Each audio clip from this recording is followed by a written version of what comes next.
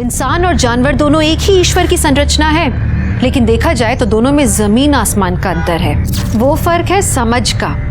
इंसान महसूस कर सकता है, अच्छे बुरे सही गलत के बीच में इंसान फर्क कर सकता है, दूसरों के सुख और दुख को महसूस कर सकता है, और इसे कहते हैं संवेदनशीलता। ये इंसान की सबसे बड़ी ताकत है और इसी वजह से हमें ईश्वर की सर्वश्रेष्ठ संरचना कहा गया है। पर अगर इंसान अपनी इंसानियत ही भुला दे, तब वो सही और गलत के बीच के मापदंड को भुला के अपनी वासना, अपनी लालच को खुद पर हावी हो जाने दे, तब वो एक नरभक्षी जानवर से भी ज्यादा डरावना बन जाता है, जो समाज के लिए विनाशकारी भी है और खतरनाक भी।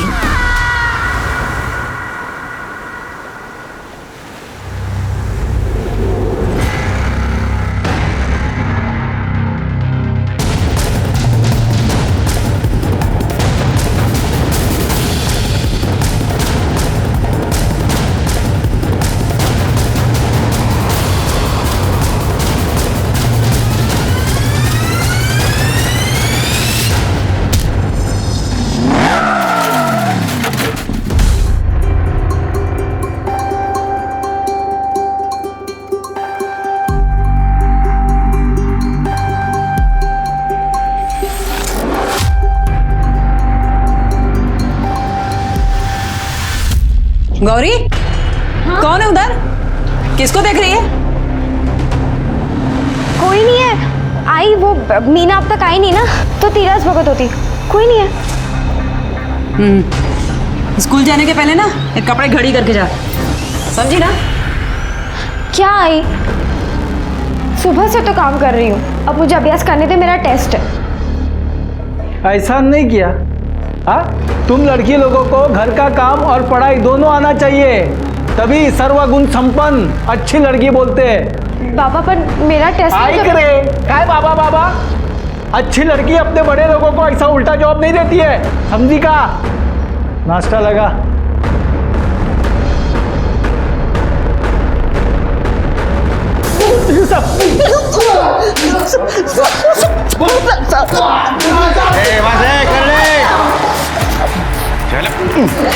दो महीने से बीपी बढ़ा रहे थे मेरा।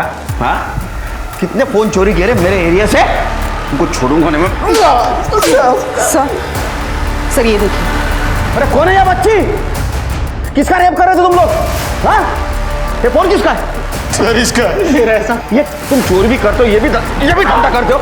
ये कहाँ बना रहे हो ये? साहब ये बच्चों का पॉर्न है साहब, मैं बस देखता हूँ, माँ कसम साहब बस देखता हूँ साहब। घुमाता है मेरे को घुमाता है। हाँ, झूठ बोलता है मेरे से।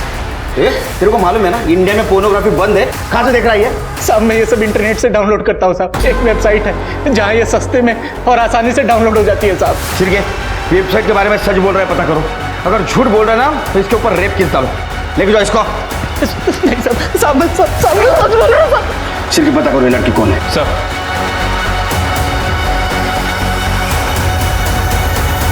Control room.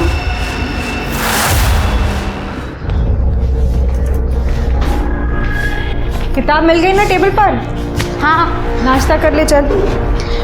आई थोड़ा सा लेट हो रहा है। Sheeto, this is for you. Wow, golden pen. Yes of course. Sheetal चल। हाँ आई। अरे मीनू, ये क्या नाश्ता कर ले? नहीं आंटी, लेट हो जाएगा। चल शीतल। अगर रेखा भाई बहन में ऐसी मस्ती होती है? नहीं, मेरी शीतू ऐसी नहीं है, यही ऐसा करता रहता है। क्योंकि सोम लड़का है और लड़के थोड़े मस्ती को होते ही है। मैं तो इससे भी ज्यादा शैतान था, पूछना मेरी बहन से। लेकिन ऐसी मस्ती दोबारा नहीं हो बाबा। चल। All the best. गौरी कब आएगी? गौरी आ रही हूँ। आ गई। ए गौरी, क्या कपड़े घड़ी नहीं कह रहे तूने? आई मेरे को लेट हो रहा है। ठीक है, मैं भी नहीं करने वाली। स्कूल से वापस आके ना तू ही करेगी, समझी ना? अभी जा। ठीक है। अच्छा, तेरे बाबा भी ऐसे ही हाथ पे डिजाइन देते हैं? अरे फिर मारा क्या? हाँ, सही में मैं तो बहुत लगी।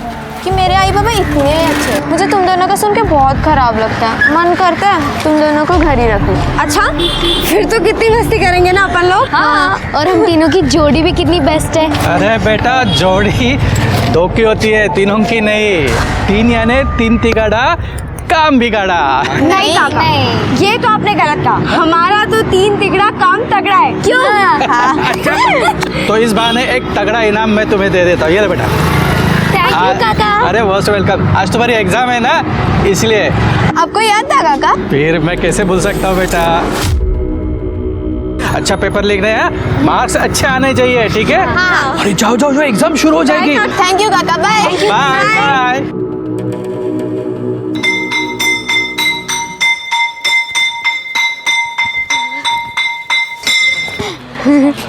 अरे मीना, शीतल, रुको तो। चलो। अच्छा ये बताओ एग्जाम कैसी गई? बहुत अच्छा। मेरा भी बहुत अच्छा था। मेरी तो पढ़ाई नहीं हुई थी, पर टेस्ट खूब छान होता, एकदम इजी। ये सब ना आपटे काका की चॉकलेट का असर है। हाँ, बिल्कुल सही कहा तुमने। आपटे काका तो ना अपने गांव के सैंटा क्लॉस है। मीना, तेरे बाबा हैं। तेरे असली बाबा, प्रकाश बाबा।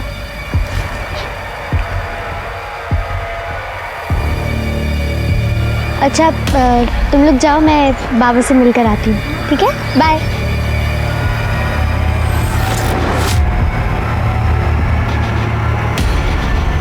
चल गौरी, चाट खाएगी?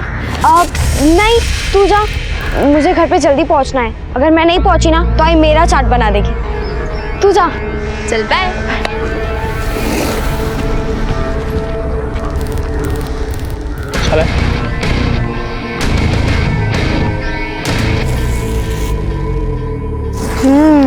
बहुत अच्छा है। कसा माणूस आहे हा? अरे ऐसे मारते हैं बच्ची को? बेटा तो फिक्र मत कर, तेरे को जल्दी ले जाएगा मैं उस नरक से। बाबा, पहले आप दारू पीना तो छोड़ दो और कोई नौकरी ढूंढ लो, तभी तो आई जाने देगी। तुझे शपथ, देखो आज से दारू बंद। हाँ? सच में बाबा? अरे सच में। और हाँ, अब मुझे नौकरी भी लग गई है। अरे देख मैं तेरे लिए क्या लाया हूँ, तुझे आवड़ते चॉकलेट। थैंक यू बाबा। बाबा चलो मैं घर जाती हूँ, बहुत देर हो रही है, ठीक है? जा बेटा। बाय। हाँ काळजी घे। हाँ बेटा। हाँ चल। बाय।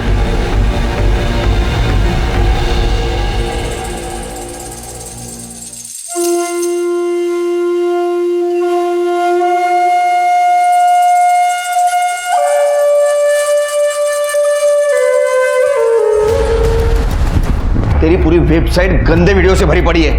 मोबाइल से अपलोड करता था ना तू वीडियो? वो मास्क वाला रेपिस्ट तू ही है ना? नहीं सर, मैं नहीं हूँ सर। मैं तो उस मास्क वाले का फैन हूँ सर। उसकी वीडियोस बेस्ट होती है सर, टर्न ऑन वाली। वीडियो टर्न ऑन वाली? रेप की वीडियो टर्न ऑन वाली तू ही है वो रेपिस्ट? नहीं सर, मैं नहीं हूँ सर। मैं तो बस उसकी वीडियोस डाउनलोड कर वेबसाइट पर अपलोड करता था सर। सर आप चाहे तो चेक कर लीजिए सर। चिरगे, पता करो ये सच बोल रहा है क्या?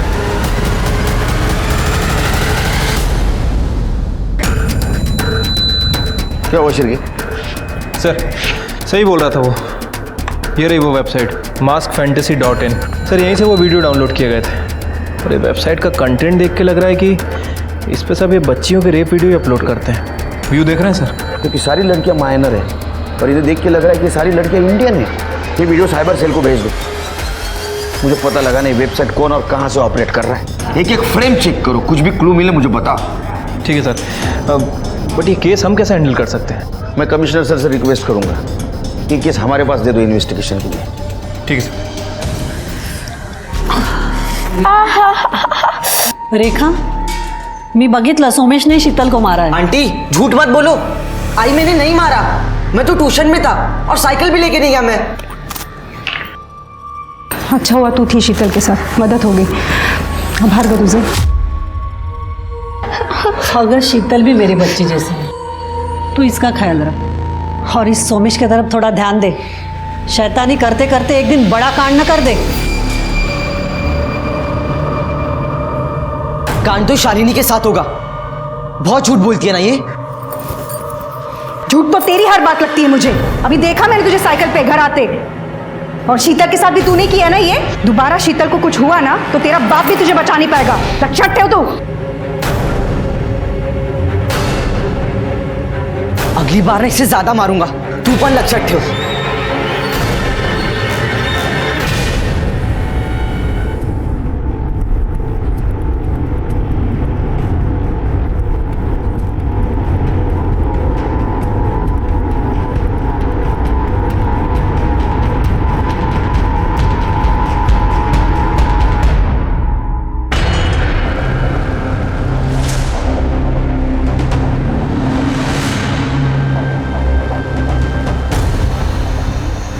सर कोई क्लू ही नहीं मिल रहा है। ये जितने भी वीडियो हैं सब डार्क रूम में शूट किए गए हैं सर। और ये जो भी रेपिस्ट है इसने फेस पे मास्क लगाया हुआ है। हाँ, लेकिन एक दो वीडियो हैं जो शायद गोडाउन जैसी जगह पे शूट हुआ है। ये देखिए।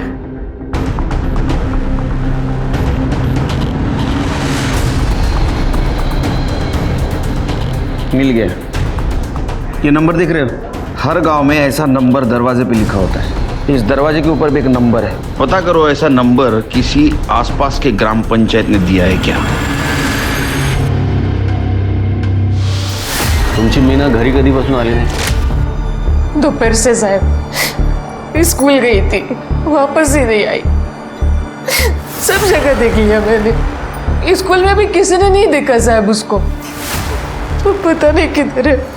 कोई बॉयफ्रेंड या फिर किसी लड़के का चक्कर तो नहीं? नहीं नहीं साहब, मेरी मीना ऐसी बिल्कुल नहीं है। तुम मीना के बाबा हो ना? हाँ। तुम्हें कुछ कहना है? कुछ नहीं, बस उसे जल्दी ढूंढो साहब, नहीं तो पूरे गांव में बदनामी होगी हमारी। मोरे, मीना की फोटो और डिटेल्स ले लो और सब जगह फॉरवर्ड कर दो। हो साहब।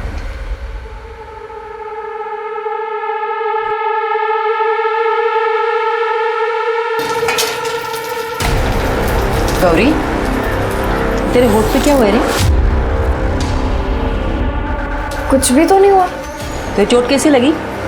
अच्छा, वो तो मैं कल काम कर रही थी ना, तो इसलिए लग गई थी।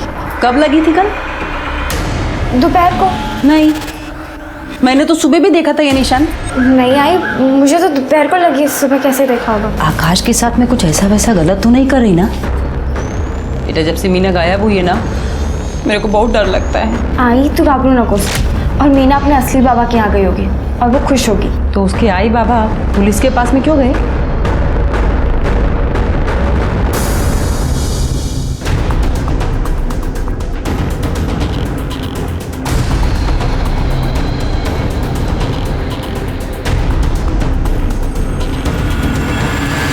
साहब, वो दयानंद मीना का सौतेला बाप है। उसका असली बाप प्रकाश धोत्रे है, जो कि गांव के बाहर रहता है। मीना के दोस्तों से पता चला कि मीना से मिलने वो कभी कभी स्कूल के बाहर आता था। और वो दयानंद, इसलिए शायद वो भाग गई हो। उसको कल किसी ने देखा? नहीं साहब, वो लोग बाहर आए तो मीना जा चुकी थी। साहब, मीना ताई अपने बाबा प्रकाश काका के पास गई है।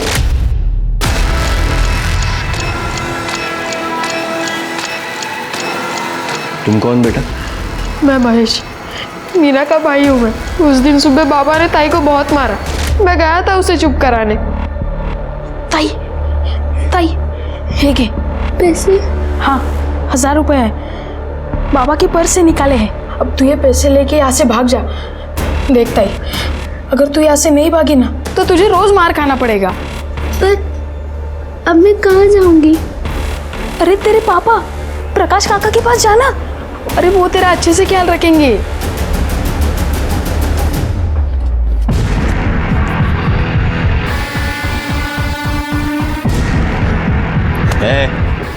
ए उठ, ए बेवड़े उठ। मीना किधर है? हो गया अपनी आई के घर पर। वो कल यहाँ पे आई थी? नहीं। अबे बेवड़े उठ, खरे खरे सांग। आई शपथ साहब, खरे सांग, वो इधर नहीं आई। मैं 2 दिन पहले उससे मिला था। वो इधर नहीं आई, अपने आई के घर नहीं गई। तो किधर गई?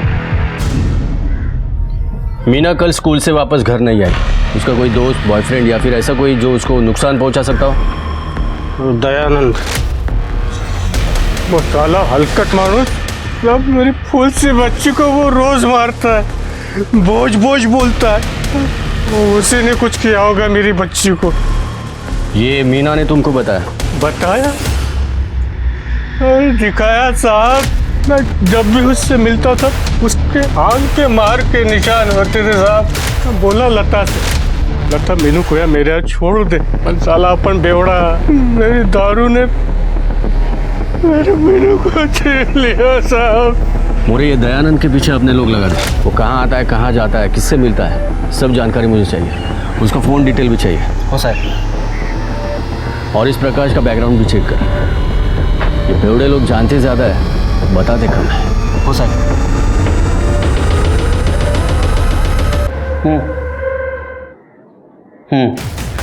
वीडियो में दरवाजे के ऊपर जो हमें नंबर दिखा था, उस नंबर का मकान नासिक ज़िले में ससुल गांव में। चलने की तैयारी करो। पद्मा काकी आई को कह रही थी कि मीना उसके बाबा की तो नहीं है। अच्छा? हाँ, और मुझे तो लगता है कि वो भाग गई। पण भरा झालं, उसके बाबा उसको कितना मारते थे, राक्षस कुटले।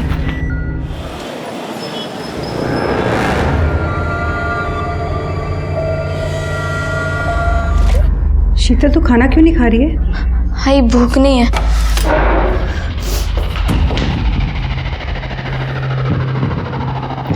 जब से मीनू गई है शीतल को कुछ हो गया है, पता नहीं क्या हो गया।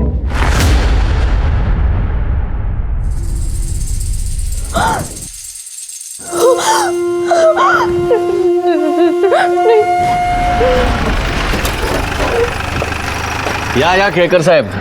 जैन साहेब. जैन जैन जैन. वेलकम. कसा झाला प्रवास? उत्तम उत्तम. नाशिक आणि लोणावळ्याचा प्रवास उत्तमच होतो. थंडी हवा. हा ये सर. 4 चम्मच शक्कर की चाय दिमाग की बत्ती जलाए. साहब हमारे थाने का स्पेशलिटी है चाय. नहीं अब चाय की बात बाद में करते, पहले केस की बात करते. हाँ ये देखिए, ये है वो केस. ऐसा कुछ केस नासिक या ससुल में हो रहा है, ऐसा कुछ सुनने में आया? नहीं केकर साहब, ऐसा कोई केस नहीं है. ना ही माँ बाप का, ना ही किसी बच्ची का. बस अभी 3-4 दिन पहले एक 15 साल की बच्ची की मिसिंग कंप्लेंट आई है. मीना नाम है उसका. पण तेच घरचं भांडण सर. सौतेला बाप मारता है और असली बाप बेवड़ा. लगता है भाग गई हो सकता है कि सौतेले बाप ने कुछ किया. नहीं, वो काम पे था और मारने पीटने की बात भी मान ली है उसने. टेम्पर इशू है उसको. किडनैपिंग का भी केस हो सकता है, क्योंकि इस वीडियो में 15-16 साल की लड़कियां दिख रही है. इसका मतलब माइनर लड़कियों को टारगेट किया जा रहा है. तो सर आप ये कह रहे हैं कि कहीं मीना भी इस रैकेट में तो नहीं फंस गई? पॉसिबिलिटी है. और एक चीज जादो, वीडियो में हमें एक नंबर मिला, डोर पे लिखा था, जो ग्राम पंचायत अलॉट करती है. हमें पता चला कि ये जो नंबर है, ये ग्राम पंचायत ने ससुल गांव का अलॉट किया है. मोरे बग जरा. हो साहब. साहब सीरीज नंबर तो ससुर गांव के बाहर जो फार्म हाउस हैं उन्हें अलॉट किया.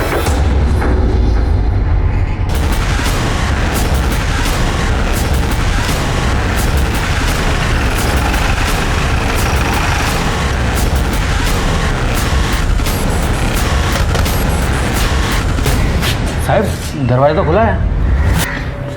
चेक करो.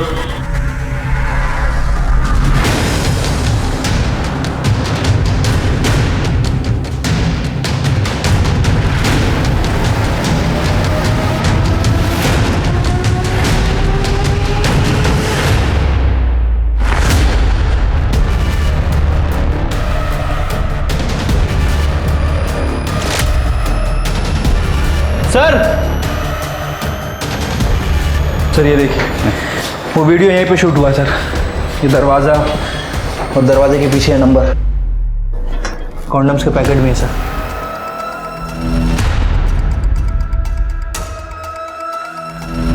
सर ये और पैकेट्स भी मिले हैं और एक कैमरा चिप.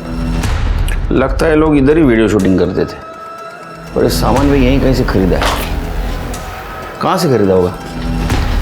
ससुल में ये चीजें एक ही दुकान में मिलती है. रामदेव. रामदेव.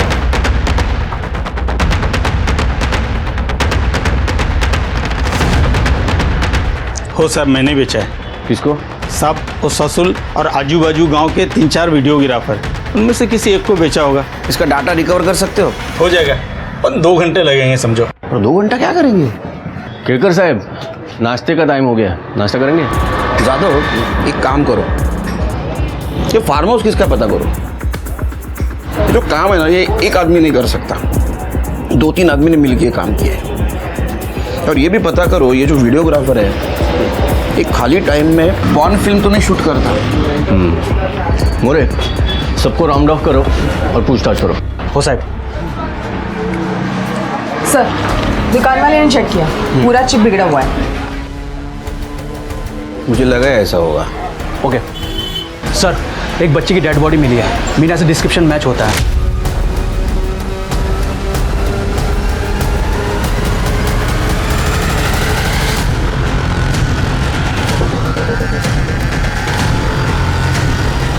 साहब, ये तो मीना राउती है।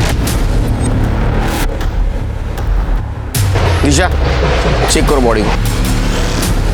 सर, रेप है पक्का, एक नहीं मल्टीपल टाइम्स, और बहुत ब्रूटल तरीके से। सर, लड़की के प्राइवेट पार्ट्स डैमेज हैं।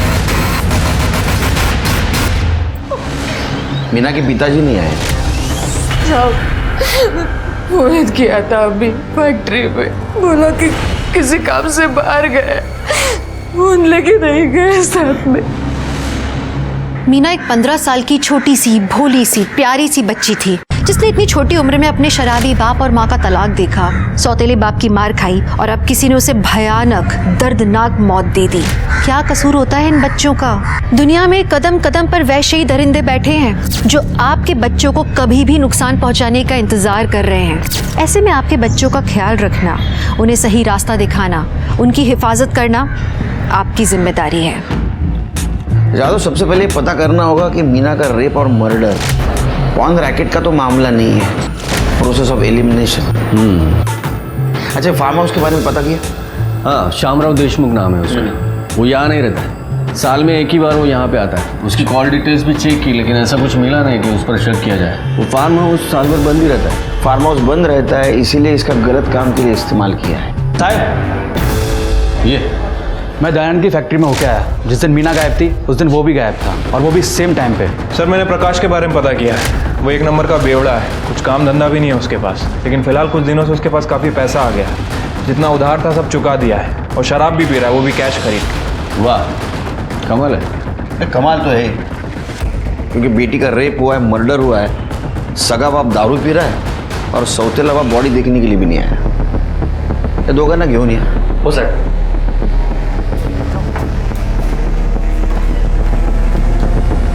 साहब, सर, मेरी लड़की गौरी वो मीना की दोस्त है साहब। वो मेरी लड़की भी कल रात से गायब है। वो रात को मेरे को बोली कि अपने दोस्त शीतल के घर में जाएगी पढ़ाई करने को, रात को उधर ही रुकेगी, सुबह आएगी, पर सुबह आई नहीं साहब। हो सर, हम लोग वहाँ गए तो शीतल के घर पे ताला था, हम लोग घबरा गए, इधर आ गए हम लोग। मेरी लड़की को ढूंढ दो साहब। उसके दोस्तों से पूछताछ की? हो ना सर, वो कविता से पूछा तो वो बताया कि गौरी और शीतल दोनों साथ में स्कूल के बाद गए थे। सुबह स्कूल से दोनों नहीं आए सर। और थोड़ी आगे, बस बस। अरे ये ताला तो लगा हुआ है, बच्चे शायद आए नहीं स्कूल से।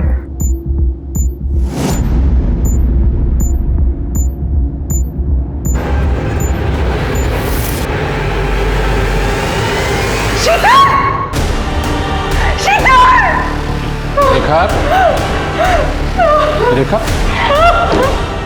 केकर साहब, ये मीना की पीएम रिपोर्ट। डेथ 9 दिसंबर दोपहर 2 से 4 के बीच हुई है।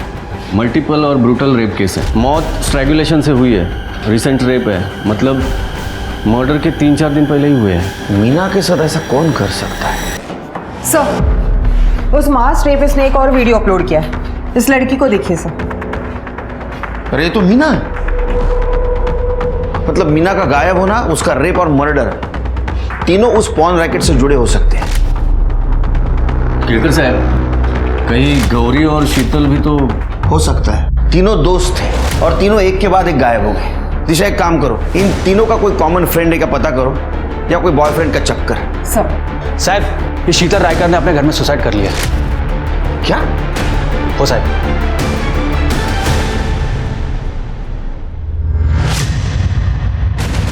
बॉडी को पोस्टमार्टम के लिए भेज दो। सर घर को अच्छे से चेक किया है लेकिन कोई सुसाइड नोट नहीं मिला। घर को ताला क्यों था? पता नहीं सर, हम लोग तो शादी में गए थे यहाँ राहुरी में। शीतल और सोमेश घर पर अकेले ही थे। हम लोग जब यहाँ आए तो घर पे ताला लगाया हुआ था, चाबी आमच्याकडे होती, तो हमने ताला खोला और हम लोग जैसे अंदर आए तो शीतल। चाबी किसी और के पास थी? नहीं सर, मेरा बेटा सोमेश, सिर्फ उसके पास ही चाबी थी।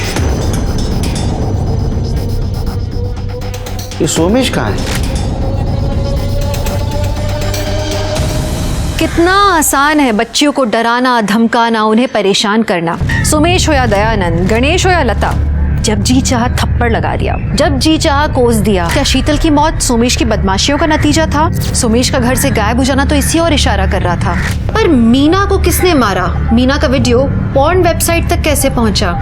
एक सवाल और था कि गौरी कहाँ थी, उसके साथ क्या हो रहा था? अंदेशा यही था कि इस बात का जवाब डरावना ही होगा। केस तो बड़ा नजर आ रहा था लेकिन पुलिस के पास कोई बड़ा सबूत या लीड नहीं था। ऐसे में एक लोकल वीडियोग्राफर पुलिस के शक के दायरे में आ खड़ा हुआ। साहब ये सुरेश पाटिल ने अभी अभी शादी की है, काफ़ी खर्चा किया है, नया बंगला, नई गाड़ी। उसके पड़ोसी भी हैरान है कि इतना पैसा लाया कहाँ से। सच में हैरानी की बात है। मोरे वो सुरेश को उठा के लेके आओ और इस केस में केकर साहब को असिस्ट करो। हो साहब। मैं कमिश्नर सर से मिलके आता हूँ, एक अर्जेंट केस आया है। ठीक है, ऑल द बेस्ट। थैंक्स। हाँ सर, मैं मीना राउत को जानता तक नहीं, विश्वास करा माझ्यावर सर। पिछले 9 महीने में तूने एक भी वीडियो फिल्म नहीं शूट की ना, शादी की। फिर भी 2 महीने में तेरे पास इतना पैसा कहाँ से आया? पॉर्न फिल्म शूट करता था ना तू? नहीं सर, मेहनत का पैसा है सर। पिछले 2 साल में 5 मराठी फिल्में शूट की है मैंने, और बहुत मुश्किल से सर ये 2 साल का पेमेंट अभी मुझे मिला है सर। बहुत बुरा हाल है इंडस्ट्री का सर। 2 साल में 5 मराठी फिल्में और सबका पैसा मिला? मेरे बैंक डिटेल्स भी देख सकते हैं। नहीं, वो तो सब करेंगे, हम सब चेक करेंगे। जब तक ये साबित नहीं होता तू सच बोल रहा है, झूठ, हमारे कस्टडी में रहेगा। चल साहब, सोमेश रायकर मिल गए, उसका एक्सीडेंट हुआ था, वो हॉस्पिटल में है।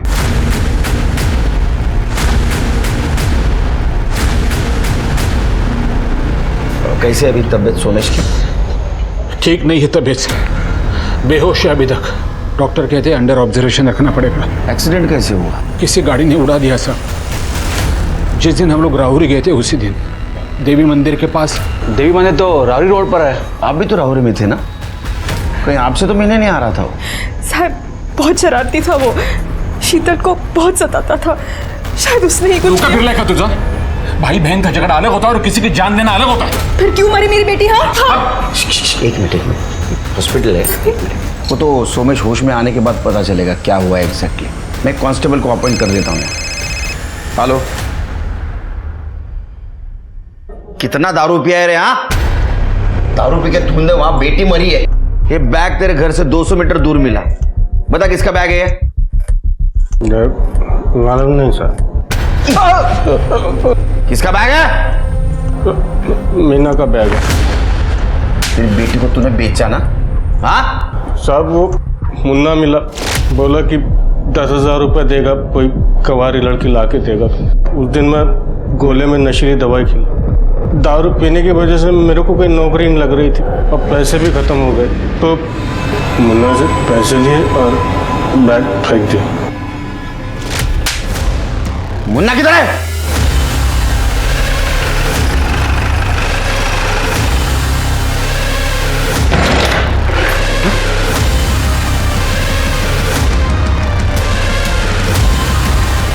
चेक करो। गया सर। Drug overdose.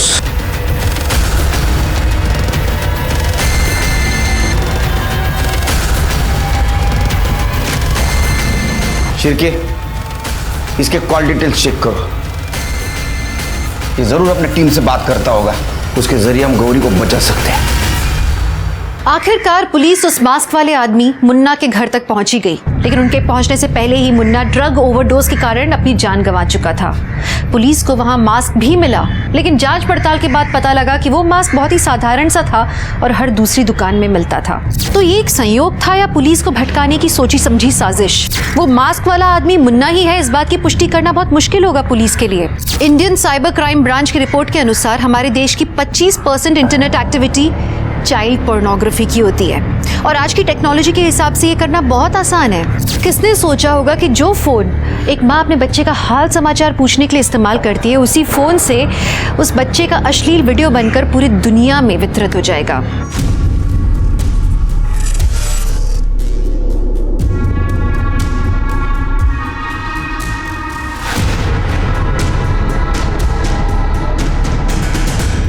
आकाश,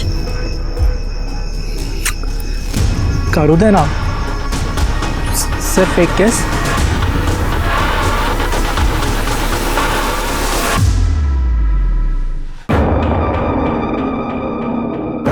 आकाश, तुमने सिर्फ एक ही केस बोली थी ना, छोड़ो। तो केस करने में इतना मज़ा आया तो सोचो आगे और कितना मज़ा आएगा। नहीं प्लीज छोड़ दो। आकाश छोड़ दो। नहीं करना। अरे छोड़ो मुझे। क्यों? मैंने कहा ना मुझे कुछ नहीं करना।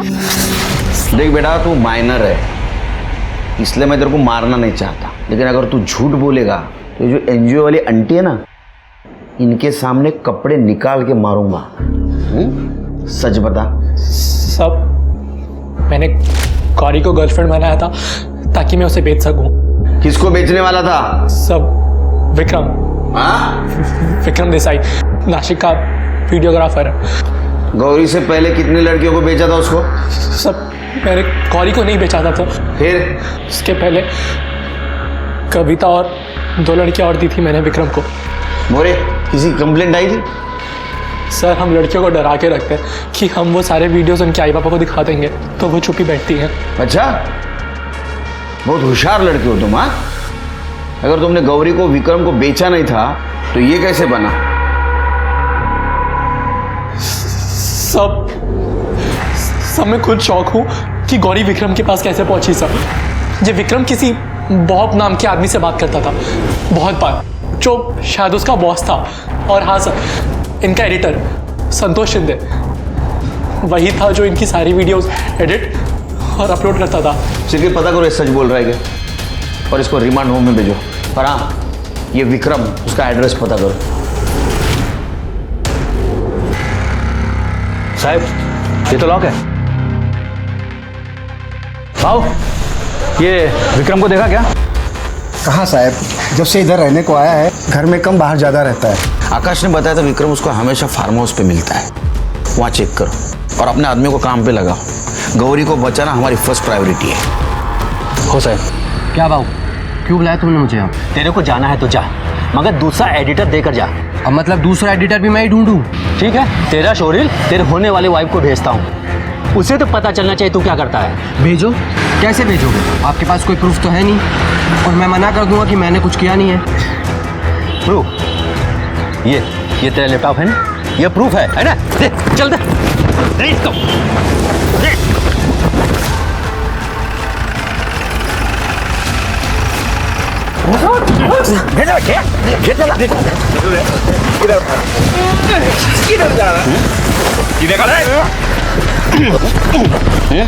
ये लैपटॉप लो, भेज दो, टेस्टिंग के लिए भेज दो। ए, गौरी और विक्रम कहाँ है? सच बोलने तो यहाँ फिल्म बना दूंगा तेरी। मैं नहीं जानता था सर, वो तो भाग गया। बॉब कौन है? ये बॉब कौन है? नहीं मालूम साहब, मैं बस विक्रम से बात करता था, वो मुझे कंटेंट ला के देता था, मैं एडिट करता था और अपलोड करता था। कंटेंट ला के देता था? हाँ, छोटे छोटे बच्चों के रेप वीडियो अपलोड करता है, उसको कंटेंट बोलता है? शर्म नहीं आती तेरे को? शर्म नहीं आती तेरे को? कंटेंट चाहिए। सर, सोमेश को होश आ गया। उस दिन आई पापा के जाने के बाद मैंने और मेरे दोस्त ने फोन देखने का प्लान बनाया।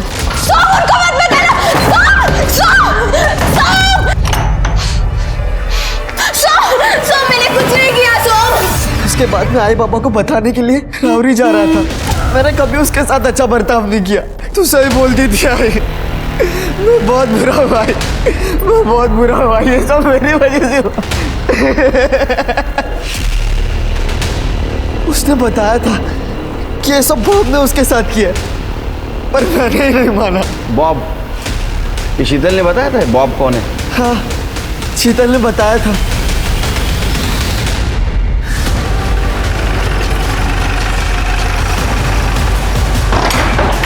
चलो ढूंढो।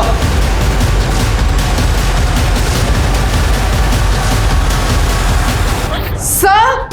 चिरके हॉस्पिटल लेके चलो उसको।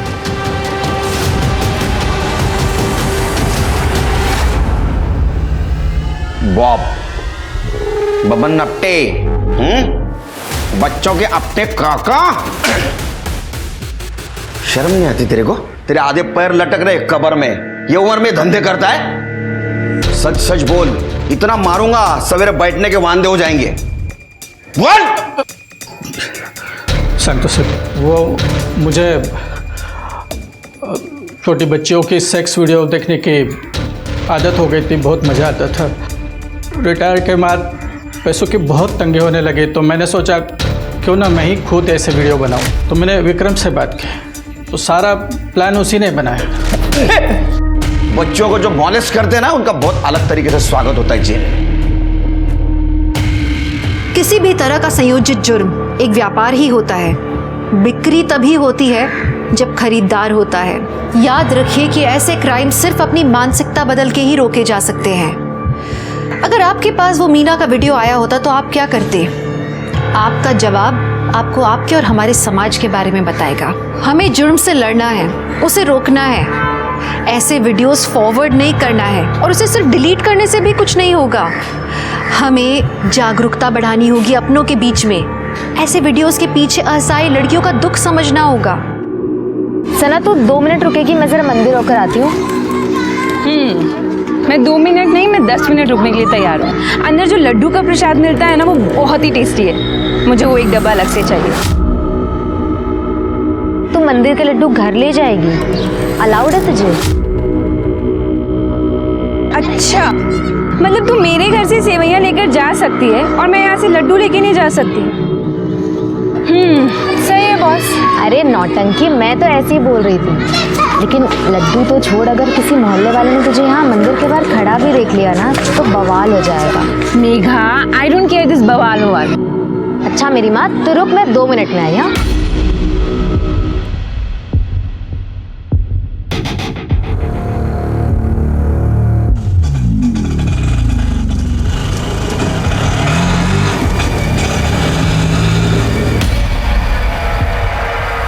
अरे सना मैडम, आप यहाँ? हाँ, वो मेघा के साथ में आई हूँ। लेकिन तुम यहाँ क्या कर रहे हो?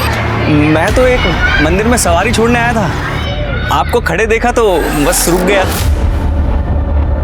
मेघा अंदर है ना, तो बस उसी का ही वेट कर रही हूँ मैं। तो उनको भी आ जाने दीजिए, उनको भी छोड़ दूंगा। अरे नहीं नहीं, हम लोग पैदल निकल जाएंगे। तुम पैदल क्यों चले जाएंगे? अरे मैं हूं ना, और वैसे भी मुझे वहां से एक सवारी उठानी है। अरे चलिए ना मैडम, गाड़ी में वेट कर लो।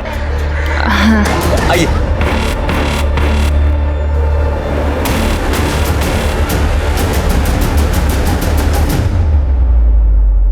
यूसुफ, कल का सब सेट है, तुम टेंशन मत लेना। तुम मुझसे कह रहे हो टेंशन ना लो। जीनत, तुम्हारी बहन सना ऐसे मानेगी नहीं। तुम याद है ना उसने पिछली बार क्या किया था?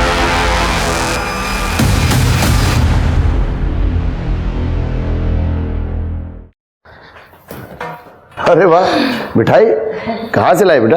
कुछ नहीं अब्बू, मैं मेघा के साथ मंदिर गई थी, वहीं से लेकर आई हूँ। बहुत थक गई हूँ मैं। देखो बेटा, हमने तुम्हें कभी भी कुछ भी करने से मना नहीं किया, ये तुम अच्छी तरह से जानती हो। इस तरह से दूसरे धर्म के लोगों के साथ पूजा पाठ में जाना, उसमें हिस्सा लेना, ये ठीक है क्या? अब्बू देखो, पहली बात तो ये है कि मैं मंदिर के अंदर गई नहीं थी, और दूसरी बात ये है अगर गई भी हूँ तो उसमें गलत क्या है? कुछ गलत नहीं है बेटा, पर लोग तरह तरह की बातें करते हैं और हमें इन्हीं लोगों के साथ रहना है, और समझने की कोशिश करो। अब्बू समाज को तो आप छोड़ ही दीजिए, उनका बस चले ना, वो हमें सांस लेने में भी पाबंदी लगा दे। मुझे लड्डू अच्छे लगते हैं, मैं इसलिए लेकर आ गई बस। छोड़िए भी ना, बच्ची है और आपको पता है इसे लड्डू कितने पसंद है।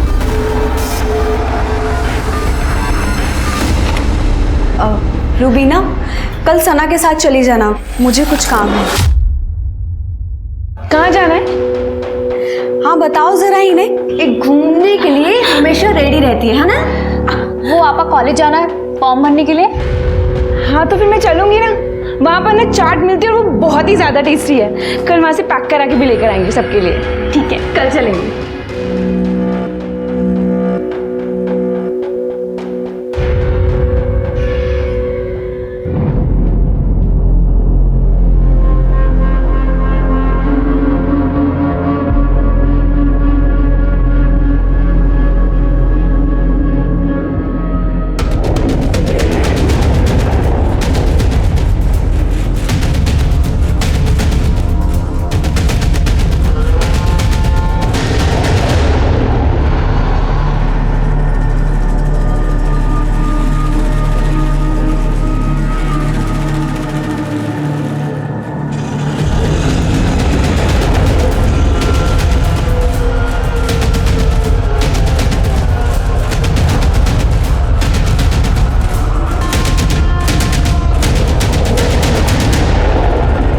बताया सना मैडम, जब आपने मुझे आने के लिए फ़ोन किया तब मैं एक सवारी को मॉडल टाउन लेके जा रहा था।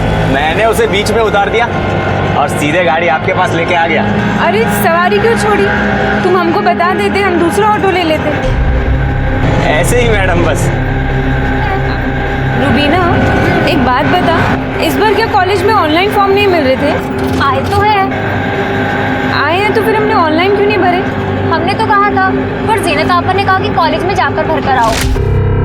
तुमने कहा था? हाँ, पर जीनत आपा ही नहीं मान रही। आपको ये निकाह कबूल है? क्या हो रहा है यहाँ पे? हाँ सना, तो इतनी जल्दी वापस कैसे आ गई? आपने मुझे इसलिए बाहर भेजा ना, ताकि अपनी जिंदगी बर्बाद कर सके इस यूसुफ के लिए।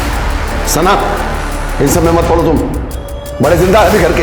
अब वो जीनत आपा को तो दिख नहीं रहा कि उनके साथ क्या गलत हो रहा है, लेकिन आप और अम्मी आप भी। देखो सना, बहुत हो गया है। ये मेरा और मेरी बीवी के बीच का मामला, इसमें ना ही पड़ो तो अच्छा है। अच्छा, तुम्हारा और तुम्हारी बीवी के बीच का मामला है? तुम भूल गए 3 तलाक दे चुके तुम आपा को। कोई तलाक नहीं दिया है किसी ने किसी को। आपा अगर तलाक नहीं दिए तो ये हलाला की जरूरत क्यों पड़ रही है? सना, तू समझने की कोशिश क्यों नहीं कर रही है? मुझे मेरे घर लौटना है। आपा अगर आपको घर लौटना है ना तो आप ऐसे ही लौट जाइए, इन सब की क्या जरूरत है? क्योंकि ये गलत है। गलत है? कहाँ लिखा है साहब? दिखाइए जरा, मैं भी पढ़ती हूँ। तारिक साहब, लगता है आपने अपनी बेटी को कुछ ज्यादा ही पढ़ा दिया है। अब वो आपको दिख नहीं रहा कि ये सब गलत हो रहा है? क्या गलत है और क्या सही मुझे नहीं देखना है। जीनत अपने घर जाए, इसी में हम सबकी भलाई है। वो यहाँ इस घर में रहेगी, अपना घर छोड़कर तो मैं किसके घर जाऊंगा? तुम्हारा और रूबीना का रिश्ता लेकर। सायरा, अंदर ले जाओ इसे। मेरी बात तो सुनिए। क्या हो रहा है? वो सर, नया बिजनेस शुरू किया था तो कुरान खानी रखी थी घर में। पर आप यहाँ कैसे? हमें खबर मिली है कि 3 तलाक और हलाला का मामला है। नहीं सर, जिसने भी आपको ये खबर दी वो गलत है। बिल्कुल सही खबर दी है। यहाँ पे जीनत आपा का हलाला हो रहा है। सना, जाओ अपने कमरे में जाओ, ले जाओ। मेरी बात तो समझो। कोई कहीं नहीं जाएगा। हाथ छोड़िए इसका। मौलाना जी, आप बताइए सच्चाई क्या है? जी, मैं तो वही कर रहा था जो तारिक साहब ने मुझे कहा था। शर्मा, पूजा, सबको पुलिस स्टेशन ले चलो। देखिए, नो, लेके चलो। चलो।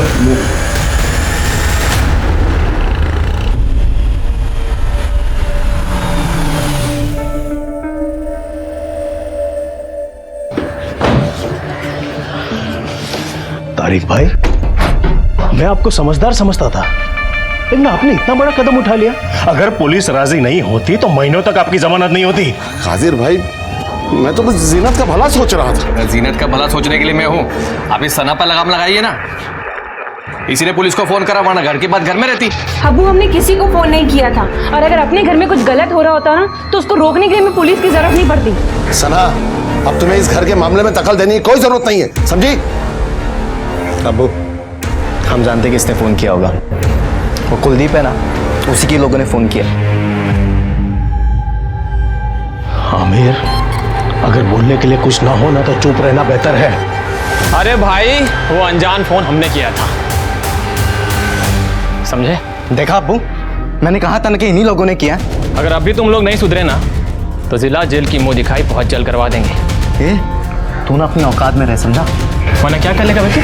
साले काफिर दफना देंगे यहीं पे देखो। तुम क्यों चुप रहे? ये लोग हमारे घर के बाहर आके हमें ही धमकी दे रहे हैं और आप मुझ पर चिल्ला रहे हैं। क्योंकि समझदार है तुम्हारे अब्बा, क्योंकि ये जानते हैं अगला चुनाव तो जीतने से रहे, इसलिए बेचारे चुप खड़े हैं। और तू भी एक बात जान ले, अगर बाबा की बगिया में रहना है ना तो बाबा बाबा बोलना सीख ले। क्या बोलते गौरव? हाँ? वो बहुत हो गया।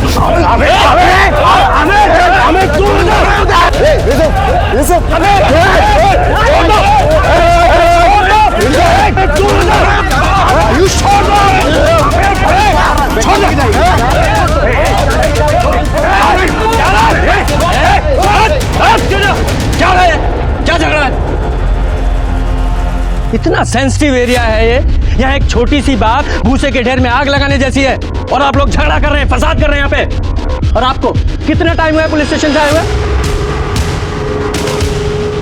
देखिए इंस्पेक्टर साहब, कोई फसाद की बात नहीं थी। ये कुलदीप का बेटा आयुष, सब उसी ने शुरू किया। ये शुरू चाहे किसी ने भी किया हो, अब इसे खत्म हम लोग करेंगे। चलिए सब लोग को अरेस्ट कीजिए, अंदर लीजिए। इंस्पेक्टर साहब, उसकी जरूरत नहीं पड़ेगी। बच्चे हैं, इनसे गलती हो गई, हम लोग आपसे माफी मांगते हैं। जी कादिर जी, कुलदीप जी, आप इतने सीनियर लोग हैं, मैं ये बोलना नहीं चाहता हूँ, लेकिन मुझे अपने एरिया में कोई भी दंगा फसाद नहीं चाहिए, कम से कम चुनाव तक तो बिल्कुल भी नहीं। आप लोग समझ गए? प्लीज अपने अपने घर जाइए, जाइए आप लोग। क्या जरूरत थी तुझे उनके झगड़े में पड़ने की? क्यों किया पुलिस को फोन? मैंने नहीं किया था फोन पुलिस को। तुमने खुद कहा सबके सामने कि तुमने पुलिस को फोन किया था। वहाँ बोल दिया तो बोल दिया, लेकिन मैंने कोई फोन नहीं किया था। फिर किसने किया फोन? मुझे क्या पता पापा, अब हमेशा मुझ पर चिल्लाते रहते हैं।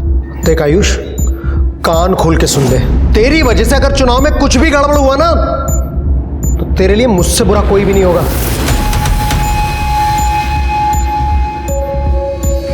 समझा अपने भाई को?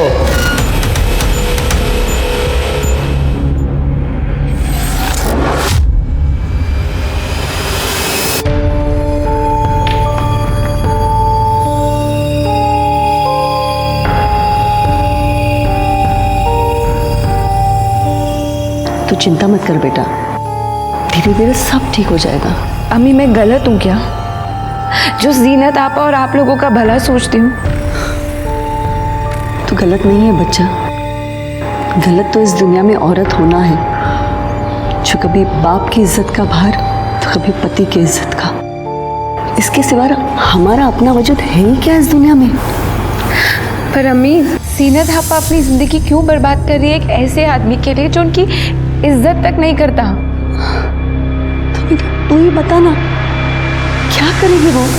अम्मी वो पढ़ी लिखी है, ग्रेजुएट है, समझदार है, वो कुछ ना कुछ तो कर ही लेंगी ना, अगर वो बस थोड़ी सी हिम्मत दिखाए तो। औरत की हिम्मत को गुस्ताखी मानती है ये दुनिया, और सना तुम्हारी हिम्मत से मुझे डर लगता है। डर किस बात का? मैंने जितनी दुनिया देखी है ना, उसकी आधी भी अगर तुमने देखी होती ना, तुम समझ जाओगी मैं क्या कहना चाहती हूँ। अम्मी हमें कुछ नहीं होगा, आप परेशान मत होइए।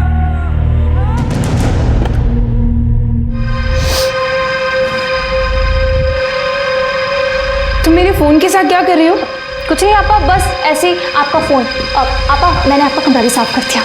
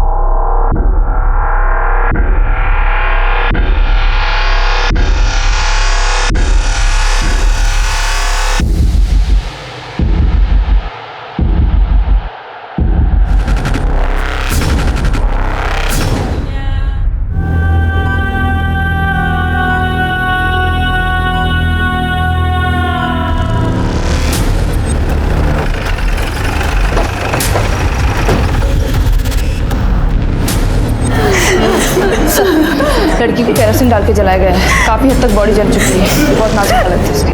सर जीनत और रूबीना अपने कमरों में ही थी, मैं भी सोने ही जा रही थी। सना तो किचन की साफ सफाई कर रही थी और फिर वो, हाँ सर, सफाई करके वो कचरा फेंकने के लिए बाहर ही गई होगी, तभी उस पर। आपने हमला करने वाले को देखा था? नहीं देखा था सर। सना की चीख सुनकर हम लोग बाहर आए थे तो वहाँ कोई भी नहीं था। मेरी बच्ची थी, अकेली जल रही थी, चीख रही थी। आप लोगों को किसी पर डाउट है? नहीं। वो आयुष और उसके दोस्तों ने किया होगा अपने बाप के कहने पर, हम लोगों को नीचा दिखाने के लिए सर। कादिर जी अपने बेटे को कहिए कि पुलिस का काम पुलिस को ही करने दे। गलत क्या कहा उसने? हाँ, वरना आप ही बताइए, हमारी बच्ची के साथ ऐसा कौन कर सकता है? ये कुलदीप किसी भी हद तक गिर सकता है चुनाव जीतने के लिए। कोई सबूत है आपके पास? अपनी राजनीति को अपने पास रखिए, किसी की जान से बढ़कर नहीं है आपकी राजनीति और ये चुनाव।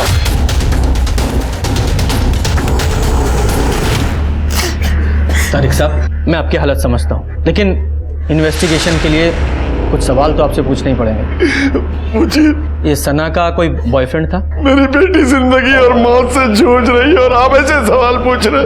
ऐसे मामलों में अक्सर यही एंगल सामने आता है, इसलिए पूछ रहे। नहीं सर, ऐसा कुछ भी नहीं था। अगर कोई बॉयफ्रेंड नहीं था तो कोई स्टॉकर जो उसका पीछा कर रहा हो, परेशान करता हो? नहीं मैडम, सना ने तो हमें ऐसा कुछ भी नहीं बताया। बाकी अगर आपको झूठ लग रहा है तो आप मेघा से बात कर सकते हैं। मेघा सना की बेस्ट फ्रेंड है। आपके पास सना का फोन है? जी। पूजा, फोन ले लो और जरा मेघा को बाहर लेकर आओ। नहीं सर, सना का कोई अफेयर नहीं था और ना ही उसका कोई स्टॉकर था। वो यूसुफ, उसका जीजा, वो? हाँ सर, यूसुफ से नहीं बनती थी उसकी। वो अच्छा आदमी नहीं है सर। उसकी बहन जीनत को भी ठीक से नहीं रखता था, मारपीट भी करता था, और जब से जीनत दी को उसने तलाक दिया है तब से तो सना और यूसुफ में और भी ज़्यादा टेंशन थी सर। उसे उसकी मनमानी जो नहीं करने देती थी।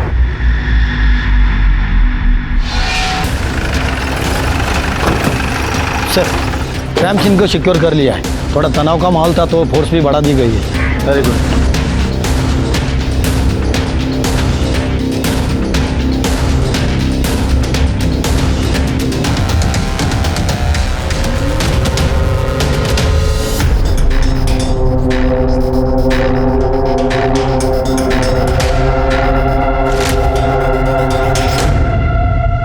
से क्या लगता है सना पे जो हमला हुआ वो कॉम्युनल हो सकता है? सर मतलब सना इतनी रात को बाहर आएगी, इस बात का हमलावर को पता होना, और फिर उसके ऊपर हमला करके इतनी आसानी से भाग जाना, मुझे बात पच नहीं रही है सर।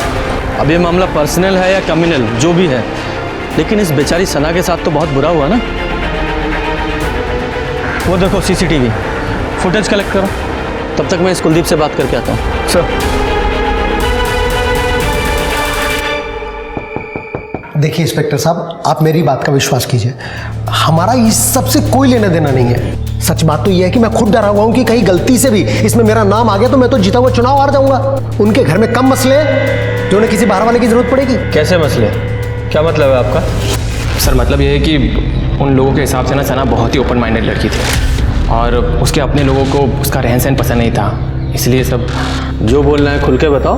दरअसल यूसुफ, आपकी पिछले दिनों उसी से मुलाकात भी हुई होगी, आप उससे क्यों नहीं पूछते?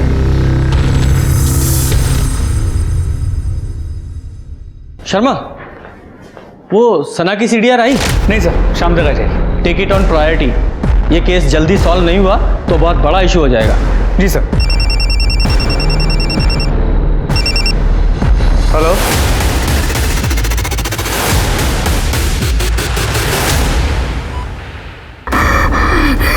हाँ बोल बेटा, बोल बेटा, किसने किया है सब? तूने देखा उसे? हाँ बोल। हाँ बोल बेटा। सना, डॉक्टर। कोमा में जाने से पहले हमने रिकॉर्ड किया था। जब ये होश में आई थी तो आपने हमें इन्फॉर्म क्यों नहीं किया? फोन नहीं कर सके सर, परेशान थे, पर वीडियो तो रिकॉर्ड किया है ना हमने। अब जाके अरेस्ट कीजिए उन लोगों को। तारिक साहब, वीडियो में कुछ भी क्लियर नहीं है, ऐसे कैसे अरेस्ट कर लें किसी को भी? सर वो क्लियर तो बोल रही है साफ साफ कुलदीप का बेटा, और कुलदीप का सिर्फ एक ही बेटा आयुष। आप जाइए, पकड़िए उसको, तोड़िए, सब बोल देगा वो। तुम्हारी और आयुष की कोई पर्सनल दुश्मनी है? सर वो क्लियर कट नाम ले रही है सना। किसी का भी नाम नहीं लिया है उसने, सिर्फ कुछ कह रही है जो समझ में नहीं आ रहा है। ये जो आप कर रहे हैं ना, ये मैं होने नहीं दूंगा। क्या कर रहे हैं हम लोग, और आप क्या नहीं होने देंगे?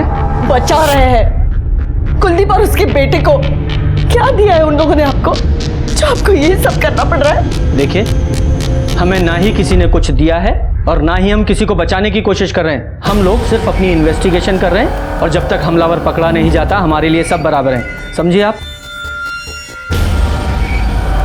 तारिक साहब, यूसुफ, जरा मेरे साथ बाहर आइए, आप लोगों से कुछ बातें करनी है। मेरी बेटी के साथ इतना बुरा हुआ है और अब हम ही पे ब्लेम कर रहे हैं। तारिक साहब, उसकी कई वजह हैं, क्योंकि सना के तौर तरीके आपको पसंद नहीं थे। इसके अलावा वो बहुत आज़ाद ख्याल की थी, दूसरे धर्मों के लोगों के साथ मेल जोल था उसका, और सबसे बड़ी बात, जीनत को बचाने के लिए आपको उसने थाने तक पहुंचा दिया था। गलत है ये, जिसने भी कहा है आपसे। आपकी और सना की बातचीत तो बंद थी ना, जीनत और इस यूसुफ को लेकर।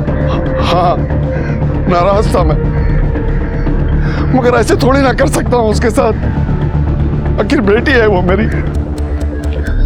और यूसुफ, तुम क्या कहना चाहते हो इस बारे में? सर ये बात सही है कि सना और मेरी नहीं बनती थी, लेकिन ना चाहते भी हम दोनों एक दूसरे की फैमिली का हिस्सा है नहीं थे? भूल गए? जीनत को तलाक दे चुके हो तुम। सर वो गुस्से में हो गया था, और मुझे इस चीज़ से फ़र्क नहीं पड़ता। मैंने तो जीनत को मना किया था कि ये बात किसी को बताना मत, लेकिन सर उसने मेरी सुनी नहीं। वो बहुत ज़्यादा मजहबी है। जीनत चलो घर चलो, किसी को कुछ बताने की ज़रूरत नहीं। क्या पता चलेगा किसी को? अल्लाह को तो पता है ना, या उनसे भी छुपा लेंगे आप। चलो घर चलो। मना कर रही है ना वो, तो फिर क्यों पीछे पड़े उनके? और वैसे भी कोई पलकों पे नहीं बिठा के रखा तुमने उन्हें। सना ये हमारा मियाँ बीवी का मामला है, तुम बीच में ना ही पड़ो तो ज़्यादा अच्छा है। तुम्हारी बीवी से पहले आप आए वो मेरी, फिक्र है मुझे उनकी। और मैं तो शुरू से ही कह रहा हूँ कि मुझसे गलती हो गई कि जीनत है कि मेरी बात सुनने को तैयार नहीं, और सना वो तो मुझे जेल पहुँचाने को तैयार है। तो प्रॉब्लम सॉल्व हो गई ना तुम्हारी, चलेगी वो कोमा में। और तारिक साहब, सना के कल्प्रिट जल्दी ही पकड़े जाएंगे।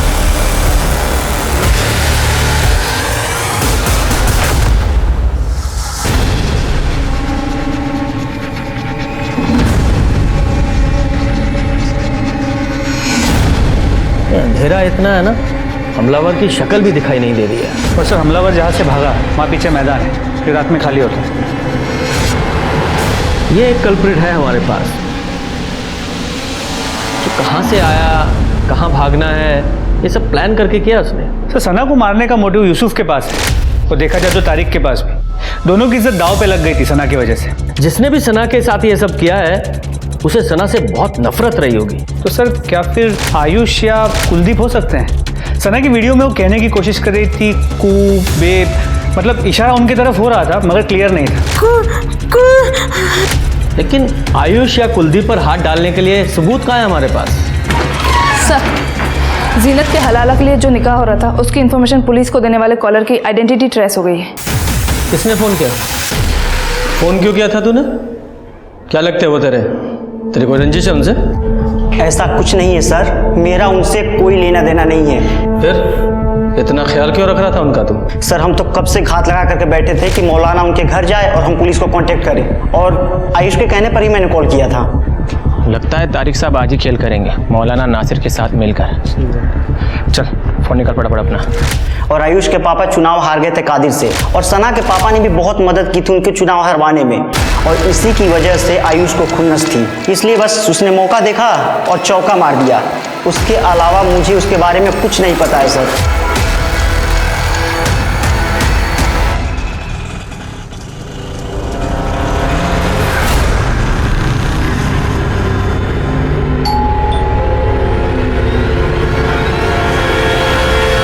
इस गौरव ने आयुष के कहने पर हमें कॉल किया था। एक बार बातचीत तो बनती है इस आयुष से, लेके आओ जरा से। सर,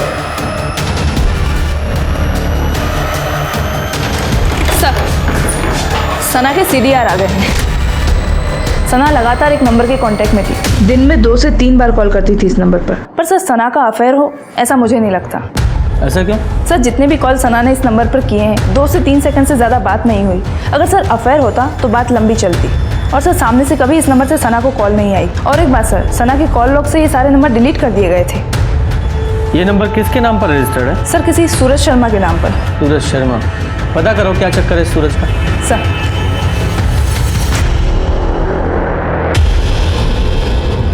डॉक्टर, आप लोग कुछ बताते क्यों नहीं? मेरी बच्ची कब ठीक होगी? देखिए, हम अपनी तरफ से पूरी कोशिश कर रहे हैं। अब सना की बॉडी कैसे रिस्पॉन्ड करती है, सब कुछ उस पर ही डिपेंड करता है।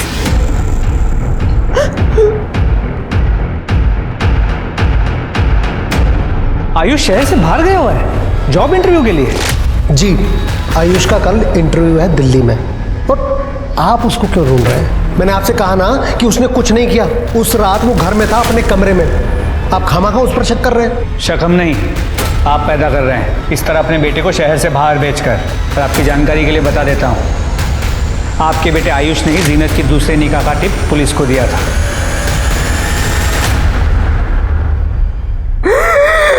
सना, सना, क्या हुआ? सना, सना, क्या हुआ? सना, क्या हो गया सना?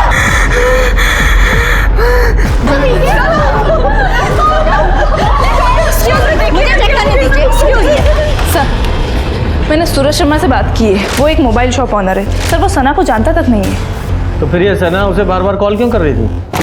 सर आयुष अपने घर पे नहीं है। कुलदीप ने कहा कि वो दिल्ली गया हुआ है जॉब इंटरव्यू के लिए। बड़ी सही टाइमिंग है इसकी। हम उसे बातचीत के लिए बुला रहे हैं और ये दिल्ली निकल गया। Excuse me. हेलो, क्या? ठीक है सर, सना की फैमिली ने सना का वीडियो मीडिया में लीक कर दिया है, ये कह के कि पुलिस अपराधियों का साथ दे रही है। सर परिवार का ये कहना है कि पुलिस कुलदीप जी और उसके बेटे को बचा रही है। देखिए जांच चल रही है, अभी कुछ कह नहीं सकते। लेकिन सर वीडियो में सना खुद ही बोल रही है। उसमें कुछ भी साफ साफ नहीं कहा गया है और इन्वेस्टिगेशन पूरी होने तक किसी पर भी आरोप लगाना गलत होगा। Thank you. सना एक ऐसी लड़की थी जो कुछ गलत होते हुए नहीं देख सकती थी, जो सही को सही और गलत को गलत बोलने की हिम्मत रखती थी, जो दुनिया के खिलाफ लड़ने की ताकत रखती थी। क्या उसकी यही हिम्मत, यही ताकत किसी की आंखों में चुभ गई थी? सना का कोई अफेयर नहीं था, तो फिर इतने सारे 2-3 सेकंड से फोन कॉल्स किसे और क्यों किए गए? आखिर सना की फैमिली को वीडियो मीडिया में रिलीज करने की इतनी जल्दी क्यों थी, जबकि वीडियो में कुछ भी क्लियर नहीं था? उसका परिवार आयुष और कुलदीप पर लगातार इल्जाम लगा रहा था, जिसने 2 कम्युनिटीज के बीच टेंशन को भी हवा दे दी थी। क्या इस केस की सतह में कुछ और गहराई में कुछ और था?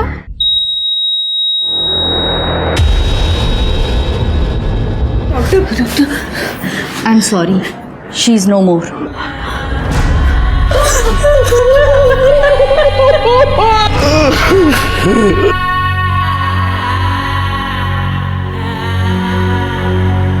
अम्मी हमें कुछ नहीं होगा, आप परेशान मत होइए।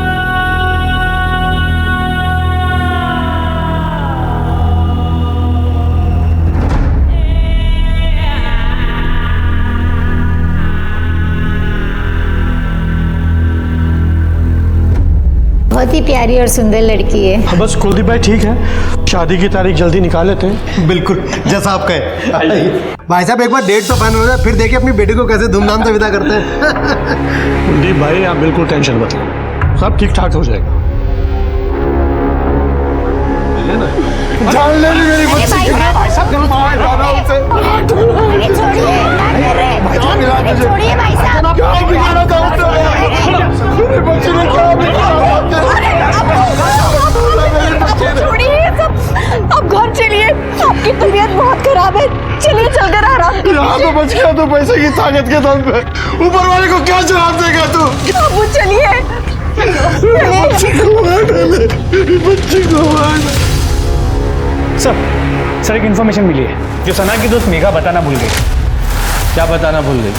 सर कुछ महीनों पहले सना के लिए एक शादी का रिश्ता आया था, जिसे सना ने मना कर दिया। किसका रिश्ता? तो तुम सना से शादी करना चाहते थे और जब सना ने शादी करने से इनकार कर दिया तो मार डाला उसे। बस सारा इल्जाम कुलदीप और उसके लोगों पे लगा दिया। क्यों? सर ये बात आपको किसने कही? किसी ने भी कही हो, पर सच है ना? सर सच है, लेकिन आधा सच है। तो पूरा सच तू बता दे। सर हम तारिक अंकल के पास गए थे निकाह की बात करने के लिए, लेकिन सना को लेकर नहीं, रुबीना के लिए। मुझे रुबीना से शादी करनी है। आमिर बेटा, शादी तो हमें भी करनी है रुबीना की, पर सना बड़ी है रुबीना से, तो पहले उसके लिए लड़का ढूंढकर उसकी शादी के बारे में सोचना होगा। अब्बू, ये क्या कह रहे हैं आप? अगर आपा नहीं होती तो आप मेरी शादी कर देते इनसे। रुबीना, अब वो बात कर रहे हैं ना, बीच में क्यों बोल रहे हो? नहीं नहीं आंटी, इसमें रुबीना की भी रजामंदी ज़रूरी है।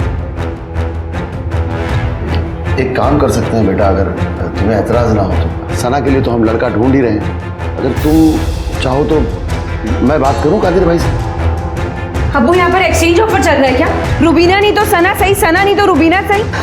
कैसी बात कर रही है तुम? आमिर से अच्छा लड़का कहाँ मिलेगा तुम्हें? जरूरत भी नहीं है मुझे। और आमिर, तुम यहाँ से सीधा बाहर चले जाओ, मेरे साथ शादी करने के बारे में सोचना भी मत। सर हूर पर ही समझती थी खुद को वो। मुझे तो ना उसकी सोच पसंद थी और ना ही वो पसंद थी। मैंने तो उसका हाथ भी नहीं मांगा था निकाह के लिए, फिर भी बेइज्जती कर ली मेरी। पता नहीं किस चीज़ का घमंड था उसको इतना। तो उसका घमंड तोड़ने के लिए क्या किया तूने? सर मुझे कुछ करना ही नहीं पड़ा, क्योंकि मुझे तो रुबीना पसंद थी, इसलिए मैं सिर्फ रुका था कि कब सना का निकाह हो जाए और मैं तारिक अंकल से दोबारा बात करूं रुबीना के लिए। हाँ, तो सना ने तो तुम्हारी बेइज्जती की थी और रुबीना के लिए तुम्हें रुकना पड़ा, इंतजार करना पड़ा। अब सना चली गई तो उसे सबक भी मिल गया और तुम्हारा इंतजार भी खत्म हो गया। क्यों? सर मैं कोई बच्चा नहीं जो आपकी ऐसी जलेबी वाली बातों को मैं समझूंगा नहीं, इसलिए सर मैं कह रहा हूँ कि आप अपना टाइम मुझ पर मत ज़ाया कीजिए, क्योंकि आपको यहाँ पर कुछ नहीं मिलेगा।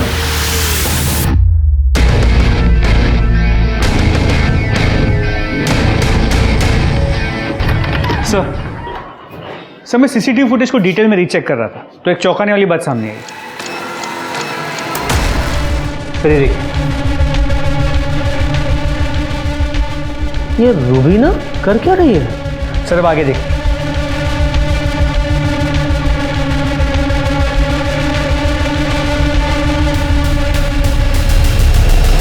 सर एक सेकंड, ये तो वो सूरज शर्मा है, मोबाइल शॉप का ऑनर, जिसे सना कॉल करती थी।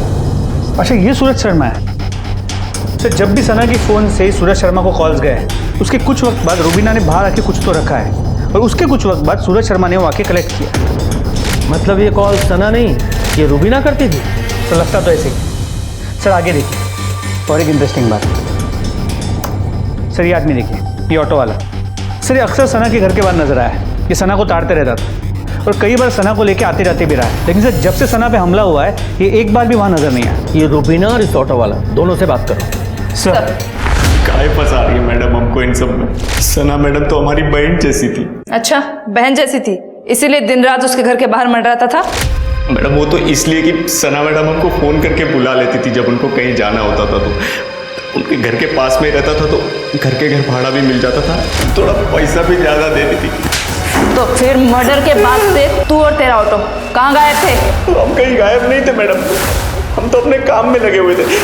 आप चाहे तो मेगा मैडम से पूछ लो, वो तो हमारे बारे में सब कुछ जानती है मैडम, कसम से। सर ने जब रुबीना के बारे में पूछा तो मैं उसे बुलाने के लिए उसके कमरे में गई, लेकिन वहाँ जाकर देखा वो वहाँ थी ही नहीं। लॉकर से 50,000 रुपए और गहने भी गायब।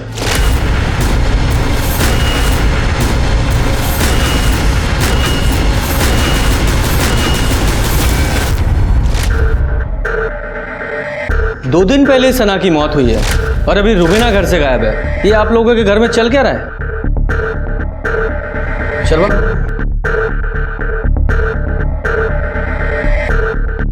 इस लड़के को जानते हैं आप लोग? हमें नहीं पता साहब कि तो कौन है लड़का? रुबीना का अफेयर चल रहा था इसके साथ शायद। क्या बात कर रहे हैं सर? रुबीना कभी घर से बाहर भी नहीं निकलती और इस लड़के के साथ आप ठीक कह रही हैं, रुबीना घर से बाहर नहीं निकलती थी, इसलिए सना के मोबाइल से कॉल करके इसे अपने घर बुलाती थी। पता नहीं इस रुबीना ने क्या क्या गुल खिलाया। हम सच कह रहे हैं साहब, हमें कुछ पता नहीं। हो सकता है आपको पता ना हो, लेकिन सना को पता चल गया हो, इसलिए रुबीना ने सना को मार दिया और कहीं पकड़ी ना जाए इस डर से भाग गई।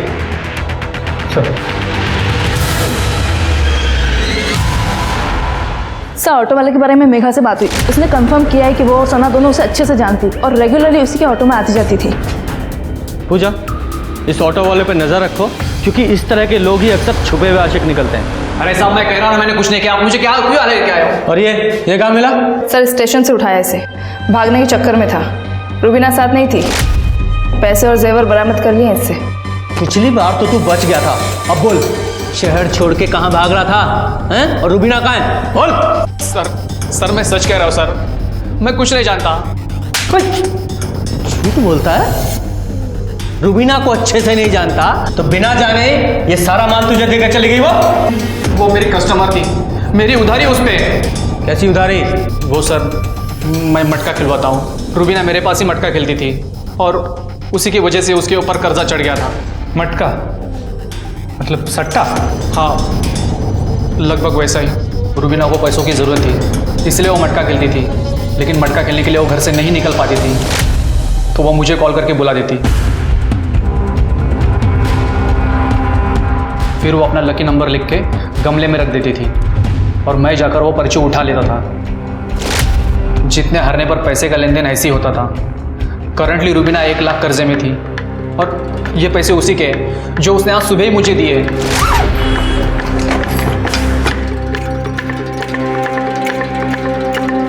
अच्छा तो तू ये कह रहा है कि रुबीना इतनी ईमानदार थी कि भागने से पहले तेरा सारा कर्जा चुका के भागी? साले बेवकूफ समझता है हमें? नहीं सर मैं सच कह रहा हूँ, उसको मेरी ज़रूरत थी इसलिए वो मेरे पास आई थी पैसे देने। ऐसी कौन सी ज़रूरत थी उसकी जो तेरा कर्जा उतारे बिना पूरी नहीं हो सकती थी? सर उसे दिल्ली की टिकट चाहिए थी और वो किसी से कह भी नहीं सकती थी, इसलिए उसने मुझे कहा था कि मैं इस काम में उसकी मदद करूँ। दिल्ली? सर दिल्ली में तो आयुष का भी जॉब इंटरव्यू था। सर मैं बार बार फोन लगा रहा हूं पर उसका फोन ही नहीं लग रहा। लगेगा भी नहीं। हमने पता किया है आपके बेटे आयुष का कोई इंटरव्यू नहीं है दिल्ली में। और तारिक साहब आपकी बेटी रुबीना वो भी आज सुबह की ट्रेन पकड़कर दिल्ली के लिए निकल रही है। तो अभी भी छुपाएंगे आप लोग या साफ साफ बताएंगे कि आयुष और रुबीना के बीच क्या चल रहा था?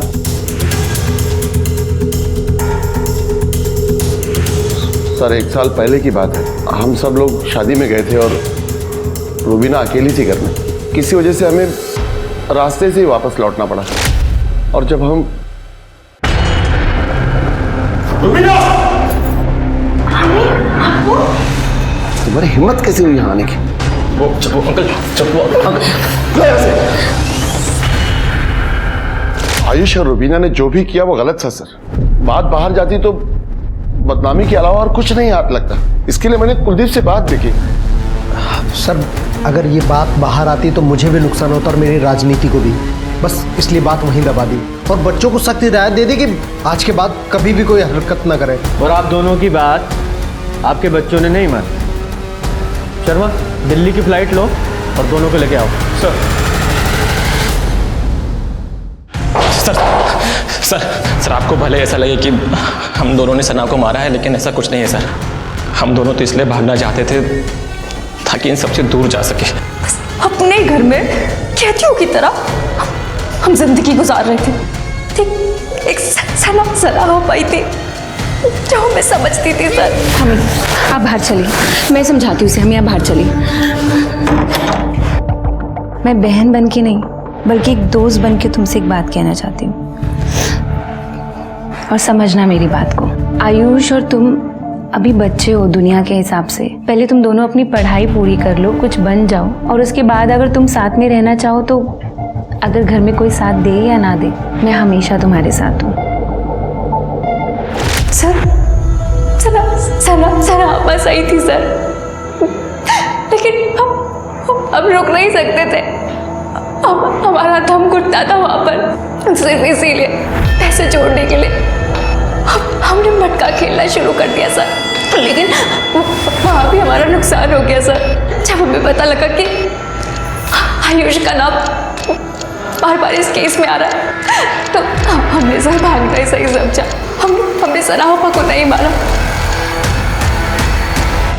ये सना के मरने से आयुष को तो कोई फायदा होने वाला था नहीं और वो तारिक उसकी बदनामी की वजह वो रुबीना थी, सना नहीं। सर तो फिर हमारे पास 2 ही सस्पेक्ट बचते हैं, यूसुफ और आमिर। सर या फिर जीनत भी हो सकती है।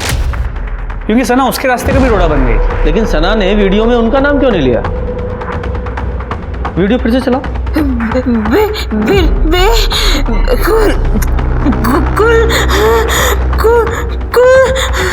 सना ने मरने से पहले अक्यूज का नाम बताने की कोशिश तो की, पर इससे पहले कि कोई समझ पाता वो शांत हो गई। क्या पुलिस की इन्वेस्टिगेशन की दिशा गलत थी?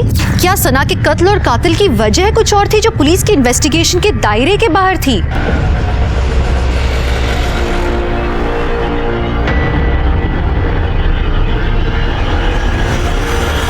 साहब यूसुफ, जिन्नात और तारिक और कुलदीप के साथ साथ आयुष का भी पूरा भूगोल हिस्ट्री खोल डाला साहब, लेकिन कुछ नहीं मिला। एक लड़की को कोई इतनी बुरी तरह से जला के मार देता है तो तू कहते है कोई सुराग नहीं मिला? साहब सना के साथ जो हुआ उसे लेकर दोनों पार्टियां बैठ के बातें कर रही है। मुझे तो लगता है आने वाले चुनाव में मामला पलट सकता है। लोग इकट्ठा हो रहे हैं, बैठकें हो रही है सर, कस्में खाई जा रही है लड़की का बदला लेने के लिए। लेकिन सर इन बैठकों में एक लड़की को नोटिस किया है जो हर जगह आता है। कौन? बोलो। सर मैं, गौरव और आयुष हम तीनों दोस्त थे। गौरव ने मुझे बताया था रुबीना और आयुष के बारे में। यार ये रुबीना है ना, हमको बहुत अच्छी लगती है। सोच रहा हूँ कि अब्बू को बोल के इसी से निकाह कर लूँ। अरे भाई उससे निकाह के सोचेगा तो कुंवारा ही रह जाएगा तू। क्यों? आयुष से सेठ है वो, तुझे तो घास भी नहीं डालेगी। सर मुझे इस चीज़ से बहुत बड़ा झटका लगा था, ये सुनकर के आयुष और रुबीना एक साथ है। इस चीज़ की चिड़चिड़ थी मुझे, और चुनाव के वक्त मेरे और आयुष के बीच में झगड़ा थोड़ा बढ़ गया था सर, बस। सर एक तरफ चुनाव खत्म हुए और दूसरी तरफ आयुष और रुबीना के बारे में उनके घर वालों को पता चल गया। आयुष तो घर से बाहर ही नहीं निकल पाता था और मेरा तो खर्चा ही चलता था आयुष के पैसों पर।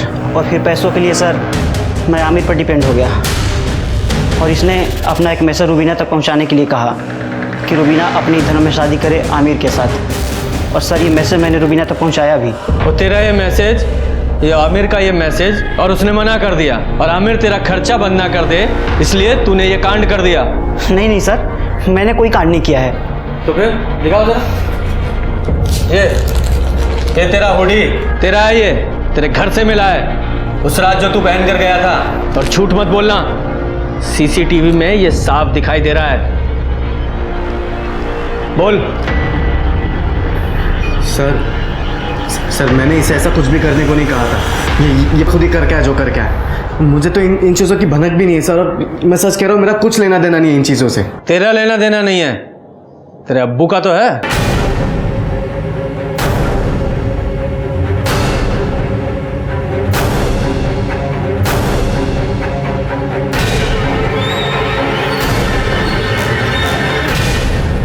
बोलिए कादिर साहब। तारिक ने मुझे सब बताया था, रुबीना और आयुष के बारे में। सब कुछ जानकर भी मैं एक ऐसी बच्चा ने लड़की का निकाह अपने इकलौते बेटे के साथ कैसे करा देता। मैंने इससे बात करने की कोशिश की लेकिन इसे तो कुछ सुनना ही नहीं था। निकाह करना था उस रुबीना के साथ जो मैं कभी होने नहीं दे सकता था, इसलिए मैंने गौरव से बात की। लेकिन अंकल आमिर आपकी बात नहीं मान तो मेरी बात क्यों सुनेगा? बात मनमानी भी नहीं है क्योंकि बात बहुत आगे बढ़ चुकी है। एक काम करोगे मेरा, जितने पैसे मांगोगे उतने पैसे दूंगा। पूरे 5 लाख रुपए दिए थे मैंने इस बेवकूफ को रुबीना को ठिकाने लगाने के लिए, लेकिन ये बेवकूफ सना को जलाया। रुबीना तो रास्ते से हटी नहीं थी, इसलिए मैंने सना को ही अपना मोहरा बनाकर सारा इल्जाम आयुष पे डाल दिया ताकि मेरा वोट बैंक और मजबूत बन जाए और मैं आसानी से चुनाव जीत जाऊं।